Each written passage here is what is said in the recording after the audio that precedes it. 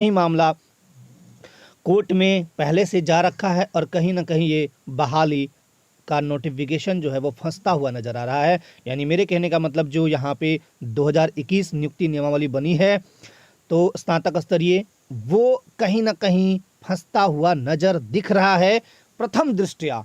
अब ये बातें मैं नहीं कह रहा हूँ, ये बातें हमारी हाईकोर्ट कह रही है।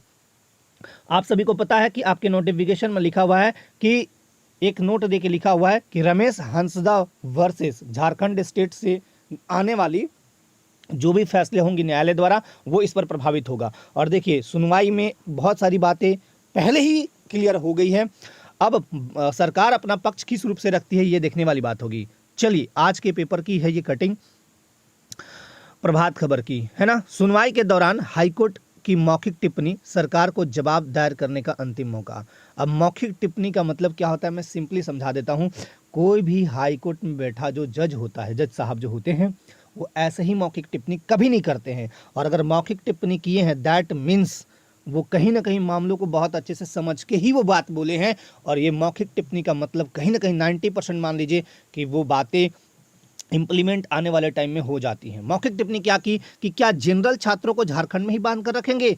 इसका मतलब कोर्ट की तरफ से ये बिल्कुल एक तरह से मैं ये बोल सकता हूँ कि हरी झंडी ना देके पीली झंडी दी गई है, पीली के बाद हरी झंडी आ जाएगी कि ये मामला कहीं ना कहीं गड़बड़ है। ये जो आपने नियम नीति बनाई है वो बिल्कुल गलत है, क्योंकि जनरल कैटेगरी के मतलब एक ही स्टेट है, इसमें ऐसा नियम क्यों कि जनरल वालों को मतलब फॉर्म नहीं भरने दिया जाएगा अगर 10-12 यहाँ से बाहर से किए हैं, और बाकी जो आरक्षण वाले हैं उनको दिया जाएगा। मतलब ये आर्टिकल 14 और 16 का सरासर उल्लंघन है। 14 कहता है समानता का अधिकार, तो ये समानता तो नहीं हुआ। 16 कहता है समान अवसर का अधिकार, तो समान अवसर भी नहीं है, इनको कहाँ अवसर मिल रहा है ना। तो ये बातों को लेके, और दूसरा एक चीज़ और हिंदी और इंग्लिश को लेके हुआ था, हिंदी और इंग्लिश को लेके सुनवाई हुआ। तो हिंदी इंग्लिश प्रार्थी ने बताया रमेश हांसदा ने कि हिंदी को क्यों हटा दिया आप, हिंदी हमारी राजभाषा है, इंग्लिश को क्यों हटा दिया आपने। तो इस पर भी सुनवाई होगी, चलिए समझिए। झारखंड हाईकोर्ट ने जेएसएससी स्नातक परीक्षा संचालन संशोधन नियमावली 2021 को चुनौती देने वाली याचिका पर सुनवाई करते हुए राज्य सरकार की ओर से जवाब दायर नहीं करने पर नाराजगी जताई है, और वो बोलिए कि जल्दी से जल्दी आप जवाब दीजिए। Chief justice doctor Ravi Ranjan और जस्टिस सुजीत नारायण प्रसाद की खंडपीठ ने वीडियो कॉन्फ्रेंसिंग के माध्यम से सुनवाई के दौरान मौखिक रूप से कहा है कि संशोधन नियमावली से ऐसा लगता है कि सामान्य वर्ग के विद्यार्थियों के लिए प्रावधान को अनिवार्य बनाकर सरकार उन्हें झारखंड से बाहर जाकर पढ़ाई करने से रोकना चाहती है। झारखंड में ही उन्हें बांध कर रखेंगे और महामानव बना रहे हैं, जबकि झारखंड से ही शिक्षण संस्थानों से मैट्रिक व 12वीं उत्तीर्ण होने संबंधी प्रावधान से आरक्षित वर्ग के लोगों को छूट दी गई है। आरक्षित वर्ग के विद्यार्थी बाहर जाकर पढ़ सकेंगे, बहाली में शामिल हो सकेंगे। खंडपीठ ने मौखिक रूप से कह दिया है कि जेएसएससी स्नातक स्तरीय परीक्षा संचालन संशोधन नियमावली के उक्त प्रावधान को प्रथम दृष्टया देखने से प्रतीत होता है। प्रथम दृष्टया मतलब ये होता है कि मेरे पास मान लीजिए कोई चीज़ आया, अगर पहले ही देख के लग गया कि अरे ये तो ऐसा है, तो समझिए कि बाद में उस पर, और कोर्ट जो है प्रथम दृष्टया देख के ऐसे ही नहीं बोलती है, यानी ऐसे ही टिप्पणी नहीं कर देती है। ये प्रथम दृष्टया देखने से प्रतीत होता है कि संविधान का आर्टिकल 14 और 16 का उल्लंघन हो रहा है। मैंने 14-16 बता दिया। खंडपीठ ने कहा है कि कई नियुक्तियां प्रक्रिया शुरू की गई, यदि मामले में और विलंब होता है तो ऐसे में अन्य नियुक्तियां भी प्रभावित हो सकती हैं, है ना।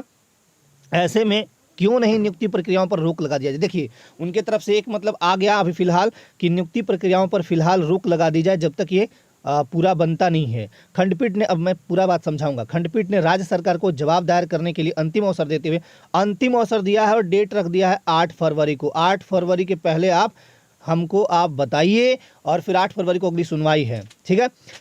इससे पूर्व प्रार्थी की ओर से अधिवक्ता अपराजिता ने पक्ष रखते हुए खंडपीठ को बताया है कि सरकार मामले में विलंब कर रही है, बार बार अवसर मिलने के बावजूद जवाब दायर नहीं किया जा रहा है। वहीं जेएसएससी की ओर से अधिवक्ता संजय पिपरवाल और अधिवक्ता प्रिंस कुमार ने पक्ष रखा है। अब देखिए इसको समझिए, यहाँ पे क्या बोला गया है कि ये जो मामला है स्नातक स्तरीय परीक्षा संचालन संशोधन नियमावली 2021, इसको लेकर चुनौती दी गई है। किसने दी है?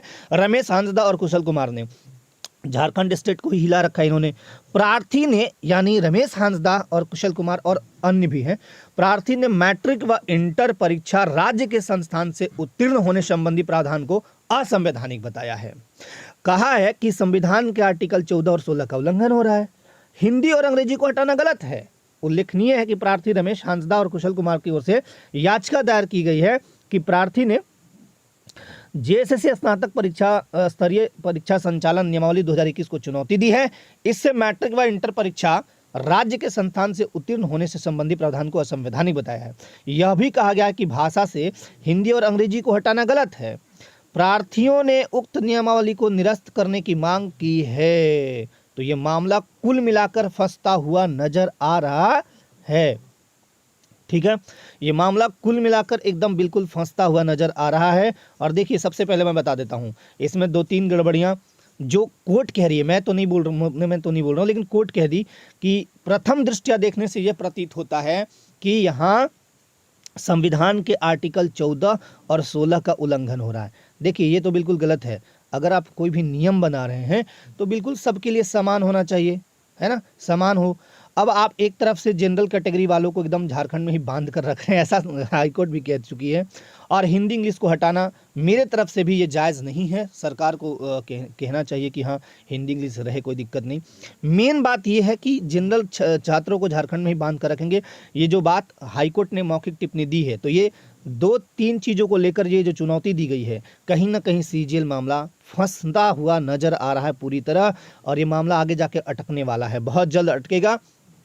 क्योंकि प्रथम दृष्टया अगर देखा, हाईकोर्ट ने मौखिक टिप्पणी तक कर दी, तो ऐसे में समझिए कि वही जो चीज़ें यहाँ दी गई हैं लगभग उसी के जैसा डिसीजन भी आ जाएगा। और हो सकता है कि सीजीएल का जो 2021 का नोटिफिकेशन है वो कर दिया जाए रद्द, और फिर से इसको तुरंत, बहुत जल्द इसको तुरंत निकाल के नया नोटिफिकेशन निकाल के और उसमें सारे जो संशोधन है वो करके, नियम को सुधार के, है ना, जो 10-12 वाला मामला है हो सकता है हट जाए। अब कोर्ट के और डिसीजन के बाद ही मैं ये कह सकता हूँ, मतलब एक प्रोबेबिलिटी में बता रहा हूँ, संभावना कि ये रद्द हो, फिर नया नोटिफिकेशन आए और सबको फॉर्म भरने का मौका भी मिले।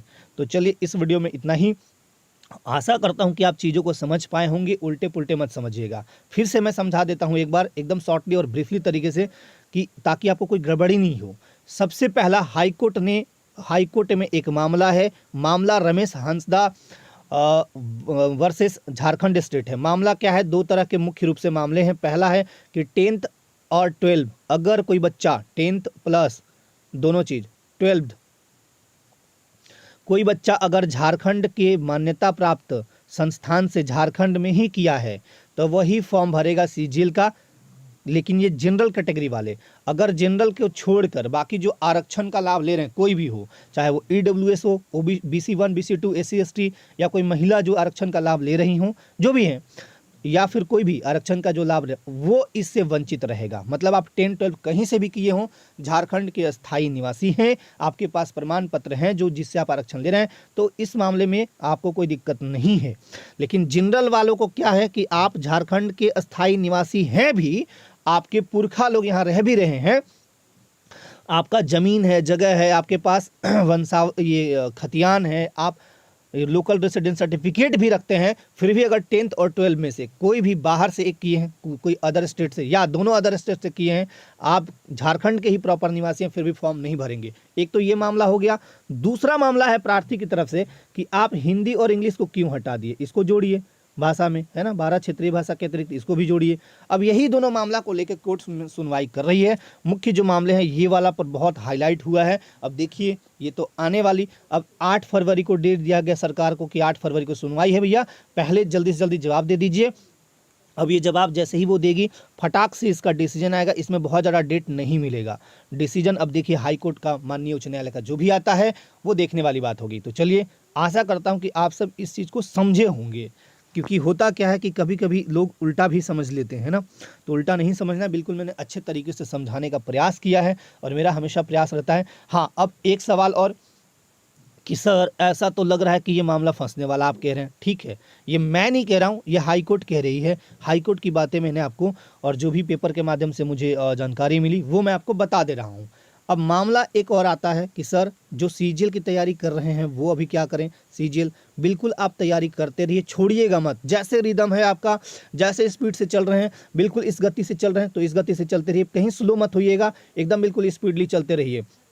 आप इस चीज़ को कभी मत सोचिए कि ये क्या होगा नहीं होगा, होने दीजिए, ये जो होना हो। क्योंकि सीजीएल के नोटिफिकेशन में ही जब साफ साफ उन्होंने लिख दिया है, नोटिफिकेशन में लिखा है, आप ध्यानपूर्वक देखिएगा, नोटिफिकेशन में लिखा हुआ है कि रमेश हांसदा वर्सेस झारखंड स्टेट को लेकर कोई भी डिसीजन आता है तो उससे ये भर्ती प्रभावित होगी। ठीक है ना। तो चलिए, आप तैयारी करते रहिए, बिल्कुल जुड़े रहिए। आज के लिए आप सभी को धन्यवाद।